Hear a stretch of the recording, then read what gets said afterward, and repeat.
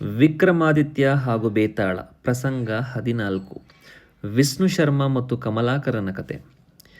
ವಿಕ್ರಮಾದಿತ್ಯನು ಎಂದಿನಂತೆ ಮತ್ತೆ ಮರವನ್ನೇರಿ ಶವವನ್ನಿಳಿಸಿ ಹೆಗಲ ಮೇಲೆ ಹಾಕಿಕೊಂಡು ಮೌನವಾಗಿ ಸಾಧುಪುರುಷನಿರುವಲ್ಲಿಗೆ ಹೊರಟನು.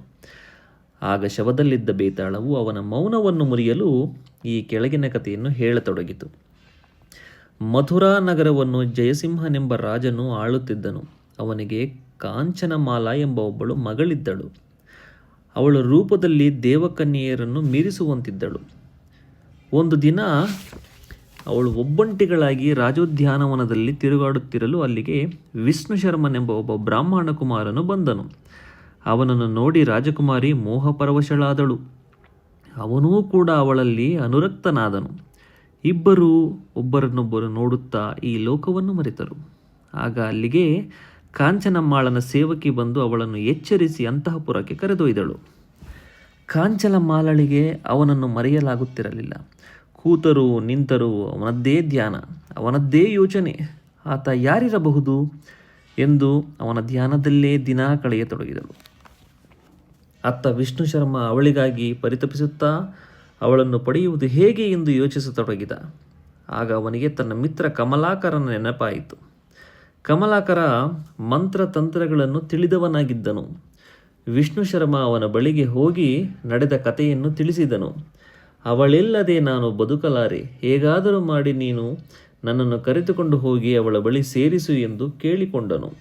ಕಮಲಾಕರನು ತನ್ನ ಮಿತ್ರನಿಗೆ ಸಹಾಯ ಮಾಡುವ ಉದ್ದೇಶದಿಂದ 2 ಗುಲಗುಂಜಿಗಳನ್ನು ಸೃಷ್ಟಿಸಿ, ಮಿತ್ರ, ಈ ಗುಲಗುಂಜಿಯನ್ನು ನಾಲಿಗೆಯಡಿ ಇಟ್ಟುಕೊಂಡರೆ ರೂಪಾಂತರವನ್ನು ಹೊಂದಬಹುದು.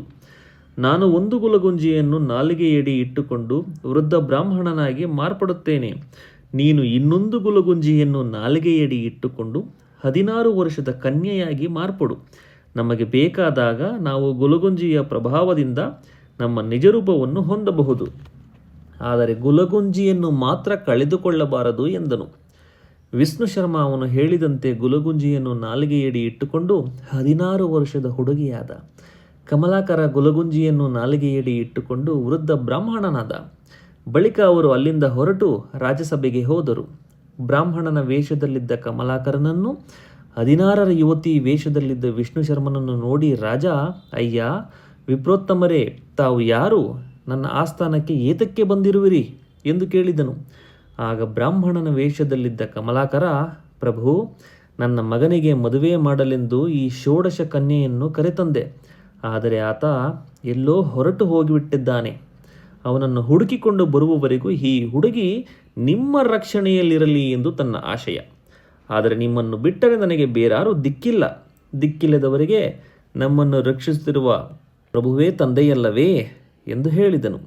ಅದನ್ನು ಕೇಳಿ ರಾಜನು ತನ್ನ ಮಗಳನ್ನು ಕರೆದು, ಮಗಳೇ, ಈ ಬ್ರಾಹ್ಮಣ ಕನ್ಯೆ ಇನ್ನು ಮುಂದೆ ನಿನ್ನ ಜೊತೆಯಲ್ಲಿರುತ್ತಾಳೆ. ಈ ಬ್ರಾಹ್ಮಣ ಬಂದು ಕರೆದುಕೊಂಡು ಹೋಗುವವರೆಗೂ ಅವಳನ್ನು ಚೆನ್ನಾಗಿ ನೋಡಿಕೊ ಎಂದು ಹೇಳಿದನು.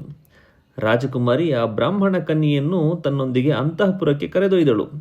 ಬ್ರಾಹ್ಮಣ ಕನ್ಯೆಯು ರಾಜಕುಮಾರಿಯೊಂದಿಗೆ ಅತ್ಯಂತ ಸ್ನೇಹದಿಂದ ವರ್ತಿಸುತ್ತಾ ಅವಳ ಪ್ರೀತಿಯನ್ನು ಗಳಿಸಿದಳು.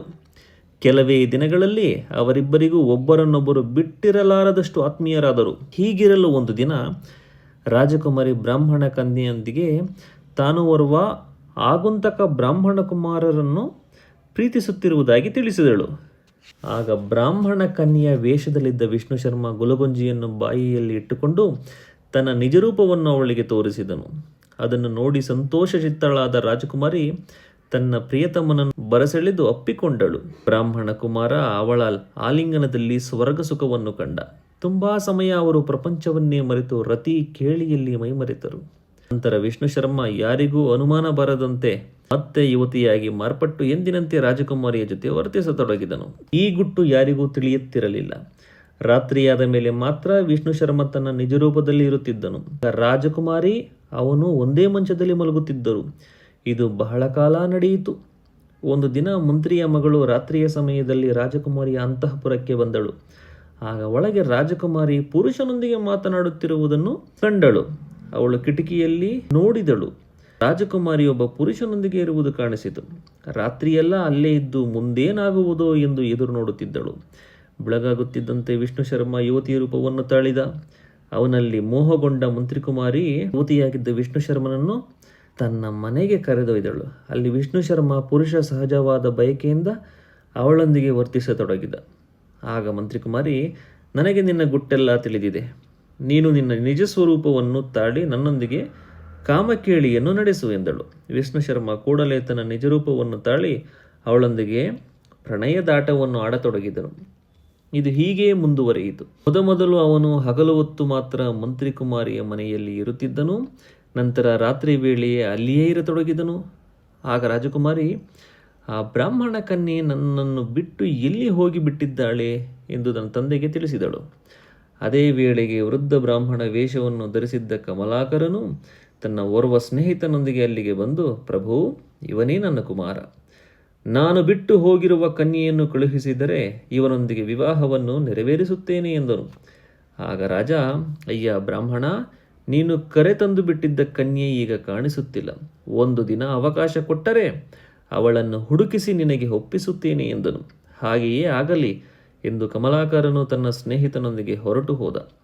ರಾಜನು ಬ್ರಾಹ್ಮಣ ಕನ್ಯೆಯನ್ನು ಹುಡುಕಲು ರಾಜಭಟರನ್ನು ಕಳುಹಿಸಿದ್ದನು. ಅವರು ಮಂತ್ರಿಯ ಮನೆಯನ್ನು ಬಿಟ್ಟು ಅವಳಿಗಾಗಿ ಎಲ್ಲ ಕಡೆಯಲ್ಲಿ ಹುಡುಕಿದರು. ಎಲ್ಲಿಯೂ ಅವಳು ಸಿಗಲಿಲ್ಲ. ನಿರಾಶರಾಗಿ ಬಂದು ಅದನ್ನು ರಾಜನಿಗೆ ತಿಳಿಸಿದರು. ಮರುದಿನ ಕಮಲಾಕರ ವೃದ್ಧ ಬ್ರಾಹ್ಮಣ ವೇಷದಲ್ಲಿ ಬಂದು, ಹುಡುಗಿ ಸಿಕ್ಕಿದಳೆ ಎಂದು ಕೇಳಿದನು. ಆಗ ರಾಜ, ಇಲ್ಲ, ಇನ್ನೂ ಒಂದು ದಿನ ಅವಕಾಶ ಕೊಟ್ಟರೆ ಇನ್ನಷ್ಟು ಹುಡುಕಿಸುತ್ತೇನೆ. ಒಂದು ವೇಳೆ ಸಿಗದಿದ್ದರೆ ನನ್ನ ಮಗಳನ್ನೇ ನಿನ್ನ ಜೊತೆಗೆ ಕಳುಹಿಸುತ್ತೇನೆ ಎಂದನು. ಅದನ್ನು ಕೇಳಿ ಆಯಿತು ಎಂದು ಹೇಳಿ ಕಮಲಾಕರ ಹಿಂತಿರುಗಿದ. ವಿಷಯ ವಿಷ್ಣು ಶರ್ಮನಿಗೆ ಗೊತ್ತಾಯಿತು. ಅವನು ಸ್ನೇಹಿತನ ಬಳಿ ಹೋಗಿ, ನಾನು ಈಗ ಮಂತ್ರಿಕುಮಾರಿಯ ಮನೆಯಲ್ಲಿದ್ದೇನೆ. ಅವಳು ನನ್ನನ್ನು ತನ್ನ ಪ್ರೇಮ ಪಾಶದಿಂದ ಕಟ್ಟಿ ಹಾಕಿದ್ದಾಳೆ.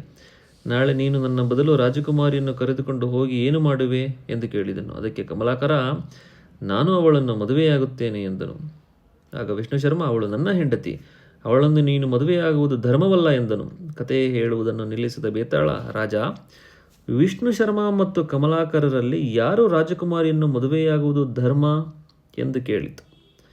ಆಗ ವಿಕ್ರಮಾದಿತ್ಯನು ತನ್ನ ಮೌನ ವ್ರತವನ್ನು ಮುರಿತು, ಬೇತಾಳ, ಮಹಾರಾಜನು ತನ್ನ ಸ್ವಇಚ್ಛೆಯಿಂದ ರಾಜಕುಮಾರಿಯನ್ನು ಕಮಲಾಕರನೊಂದಿಗೆ ಕಳುಹಿಸುತ್ತಿರುವವನು. ಅವನಿಗೆ ಅವಳಲ್ಲಿ ಅಧಿಕಾರವಿದೆ. ಅವನು ಅವಳನ್ನು ಏನು ಬೇಕಾದರೂ ಮಾಡಬಹುದು. ವಿಷ್ಣು ಶರ್ಮನು ರಾಜಕುಮಾರಿಯ ಮಾಜಿ ಪ್ರಿಯಕರನೆಂಬುದು ಸತ್ಯವಾದರೂ ಅವರು ಮದುವೆಗೆ ರಾಜನ ಸಮ್ಮತವಿಲ್ಲ. ಆದುದರಿಂದ ಅವರನ್ನು ಪತಿ ಪತ್ನಿಯರೆಂದು ಹೇಳಲು ಸಾಧ್ಯವಿಲ್ಲ. ಇನ್ನೊಬ್ಬಳಲ್ಲಿ ಅನುರಕ್ತನಾಗಿರುವ ವಿಷ್ಣು ಶರ್ಮನಿಗಿಂತ ನಿಷ್ಕಳಂಕಿತನಾದ ಕಮಲಾಕರನೇ ರಾಜಕುಮಾರಿಯನ್ನು ಕೈ ಹಿಡಿಯಲು ಯೋಗ್ಯನಾದವರ ಎಂದು ವಿಕ್ರಮಾದಿತ್ಯನು ತನ್ನ ಮಾತನ್ನು ಮುಗಿಸಿದ ಮರುಕ್ಷಣವೇ ಬೇತಾಳವು ಅವನ ಹೆಗಲಿನಿಂದ ಮೇಲಕ್ಕೆ ಹಾರಿ ಮರದಲ್ಲಿ ನೇತಾಡತೊಡಗಿತು. ಈ ಕಥೆಯು ಮುಂದುವರಿಯುವುದು ಮುಂದಿನ ಪ್ರಸಂಗದಲ್ಲಿ. ಈ ಕಥೆಯು ನಿಮಗೆ ಇಷ್ಟವಾಗುತ್ತಿದ್ದರೆ ಚಾನಲನ್ನು ಸಬ್ಸ್ಕ್ರೈಬ್ ಮಾಡಿ, ಲೈಕ್ ಮಾಡಿ, ಕಮೆಂಟ್ ಮಾಡಿ ಹಾಗೂ ಶೇರ್ ಮಾಡಿ.